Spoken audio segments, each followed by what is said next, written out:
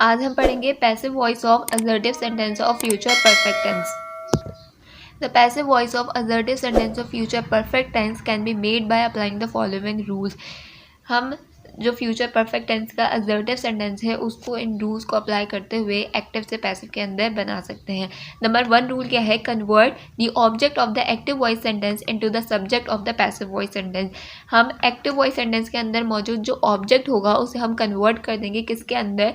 Subject के अंदर convert कर देंगे, क्योंकि जो चीज़ ऑब्जेक्ट होती है एक्टिव वॉइस सेंटेंस के लिए वो क्या बन जाती है? सब्जेक्ट पैसिव वॉइस सेंटेंस के लिए। नंबर 2 रूल ये है कि use the helping verb will have been. हम हेल्पिंग वर्ब क्या यूज़ करेंगे? विल हैव बीन पैसिव के अंदर। उसके बाद यूज़ करेंगे third form of verb. Then use the word by to show the door. Door मतलब होता है सब्जेक्ट। सब्जेक्ट को शो करने के लिए हम क्या यूज़ करेंगे? By. And after that convert the subject of the active voice sentence into the object of the passive voice sentence. जो चीज़ सब्जेक्ट होगी एक्टिव वॉइस सेंटेंस के अंदर उसे हम कन्वर्ट कर देंगे object of the passive voice sentence के अंदर। अब हम कुछ एग्जांपल्स देख लेते हैं ताकि हमें बात और मज़ीद क्लियर हो जाए और हमें बनाने भी आ जाए एक्टिव से पैसिव के अंदर हम कैसे बना सकते हैं। तो आपको ये बात मालूम होगी जो एक्टिव वॉइस सेंटेंस का स्ट्रक्चर होता है फ्यूचर परफेक्ट टेंस के असर्टिव सेंटेंस का, वो क्या होता है? सब्जेक्ट, उसके बाद क्या आता है? विल हैव, उसके बाद वर्ब की third form and then object. जबकि पैसिव वॉइस सेंटेंस के अंदर जो स्ट्रक्चर होता है हमारे पास वो होता है, सबसे पहला आता है ऑब्जेक्ट, उसके बाद विल, फिर प्लस हैव और फिर प्लस बीन लगता है, उसके बाद वर्ब की third form, then by and then subject. तो सबसे पहला हमारे पास सेंटेंस है I will have won a prize. मैंने एक इनाम जीत लिया होगा। अ प्राइज हमारे पास क्या है? ऑब्जेक्ट। अ प्राइज, उसके बाद क्या लगेगा? विल, देन हैव, बाद लगेगा been. A prize will have been. Verb की थर्ड फॉर्म क्या है? वन। परफेक्ट टेंस में ये एक एडवांटेज होता है कि आपको वर्ब की फॉर्म ज़्यादा भी आती हो तो आपको पता होता है कि हम हमेशा परफेक्ट टेंस के अंदर वर्ब की थर्ड फॉर्म यूज़ करते हैं। तो ये एक आसानी हो जाती है कि जब हमें पैसिव के अंदर वर्ब की थर्ड फॉर्म लगानी होती है तो हमें पता होता है कि यहाँ पे ऑलरेडी वर्ब की थर्ड फॉर्म ही मौजूद है। A prize will have been won by, आई क्या है? सब्जेक्ट, इसे एज एन ऑब्जेक्ट लिखते हैं तो हम क्या लिखते हैं? मी। सेकेंड सेंटेंस है हमारे पास he will have finished that book. वो उस किताब को ख़त्म कर चुका होगा। दैट बुक हमारे पास क्या है? Object. That book will have been finished by and then हमारे पास सब्जेक्ट क्या है? ही, लेकिन जब इसे एज एन ऑब्जेक्ट लिखेंगे तो हम क्या लिखेंगे? हिम। नेक्स्ट सेंटेंस है हमारे पास she will have learned this poem. वो ये नज़म याद कर चुकी होगी। तो हमारे पास दिस पोएम क्या है? Object. This poem will have been learned by, हमारे पास सब्जेक्ट क्या है? शी, लेकिन जब हम इसे एज एन ऑब्जेक्ट लिखते हैं तो हम क्या लिखते हैं? हर।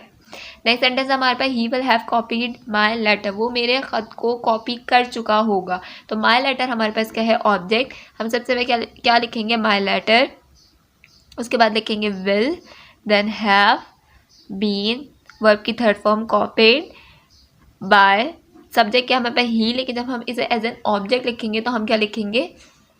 हिम। नेक्स्ट सेंटेंस है हमारे पास he will have joined that college. वो उस कॉलेज को ज्वाइन कर चुका होगा। तो दैट कॉलेज हमारे पास क्या है? ऑब्जेक्ट। हमने लिखा that college will have been joined, verb की थर्ड फॉर्म, बाय, हमारे पास सब्जेक्ट क्या है? ही। जब हम इसे एज एन ऑब्जेक्ट लिखेंगे तो हम क्या लिखेंगे? हिम। नेक्स्ट सेंटेंस है हमारे पास they will have selected me for this post. वो मुझे इस पोस्ट के लिए सिलेक्ट कर चुके होंगे। तो हमारे पास सब्जेक्ट क्या है? मी। जब हम इसे एज एन ऑब्जेक्ट लिखते हैं तो हम क्या लिखते हैं? I will have been selected, verb की थर्ड फॉर्म, बाय, सब्जेक्ट क्या हमारे पास? दे। देखो जब हम इसे एज एन ऑब्जेक्ट लिखते हैं तो हम क्या लिखते हैं? दैम। उसके बाद जो भी रिमेनिंग वर्ड्स मौजूद होते हैं एक्टिव वॉइस सेंटेंस के अंदर वो हम किसके बाद लिख देते हैं? सब्जेक्ट के बाद। By them for this post. Next sentence है हमारे पास she will have bought some gift. वो कुछ गिफ्ट खरीद चुकी होगी। सम गिफ्ट्स हमारे पास क्या है? ऑब्जेक्ट। हमने लिखा सम गिफ्ट्स विल हैव बीन, फिर वर्ब की थर्ड फॉर्म बॉट बाय, उसके बाद हमारे पास सब्जेक्ट क्या है शी, लेकिन जब हम इसे एज एन ऑब्जेक्ट लिखेंगे तो हम क्या लिखेंगे हर। नेक्स्ट सेंटेंस है हमारे पास they will have auctioned my car. Auction का मतलब होता है नीलाम करना, वो मेरी कार नीलाम कर चुके होंगे। हमारे पास ऑब्जेक्ट क्या है माई कार, तो हमने लिखा my car will have been auctioned by, देखिए हमारे पास सब्जेक्ट, जब हम इसे एज एन ऑब्जेक्ट लिखेंगे तो हम क्या लिखेंगे देम। सबसे पहले ऑब्जेक्ट लिखा, फिर हमारे पास हेल्पिंग वर्ब था विल हैव बीन, उसके बाद वर्ब की third form, then by subject को शो करने के लिए, और हमारे पास सब्जेक्ट क्या था दे एक्टिव वॉइस के अंदर, जिसे हमने कन्वर्ट कर दिया object of the passive voice sentence में। They will have return the tickets by now, वो अब तक टिकट्स वापस कर चुके होंगे। हमारे पास द टिकट्स हमारे पास क्या है object, the tickets will have been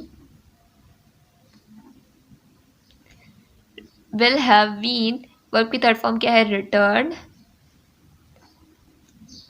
bye, they क्या है subject as an object them, by them by now, ये क्या है रिमेनिंग वर्ड, इसलिए हमने इन्हें सब्जेक्ट के बाद लिखा है। उसके बाद है he will have return this letter, वो ये खत लिख चुका होगा। तो दिस लेटर हमारे पास क्या है ऑब्जेक्ट, हमने लिखा this letter will have been written, verb की थर्ड फॉर्म जो कि ऑलरेडी मौजूद है, will have been written by, ही को हम क्या लिखते, ही क्या सब्जेक्ट, जब इसे ऐसे ऑब्जेक्ट लिखते हैं तो हम क्या लिखते हैं him, this letter will have been written by him। अब ऐसे ही और मज़ीद सेंटेंसेस को प्रैक्टिस करें अच्छे से। एक्टिव वॉइस का स्ट्रक्चर आपको अच्छे से याद होना चाहिए, पैसिव वॉइस का स्ट्रक्चर आपको अच्छे से याद होना चाहिए। जब आपको ये स्ट्रक्चर याद होंगे और आप बहुत सारे सेंटेंसेस को जब आप प्रैक्टिस करेंगे again and again again and again, तो आप कोई भी सेंटेंस जो कि एक्टिव वॉइस से पैसिव वॉइस के अंदर तब्दील करना होगा वो आप आसानी से तब्दील कर लेंगे।